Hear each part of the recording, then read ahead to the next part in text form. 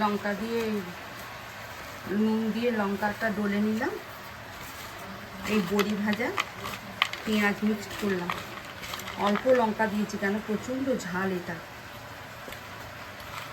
আর এই কচু সেদ্ধ করে নিয়েছি, কচু মাখবো।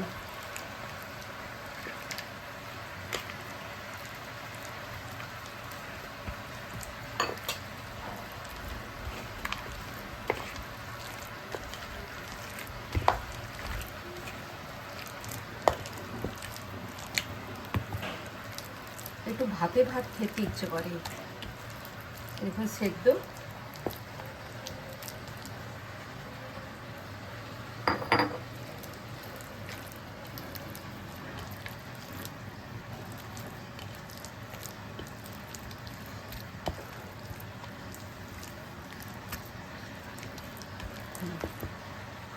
এবার রাখবো একটু।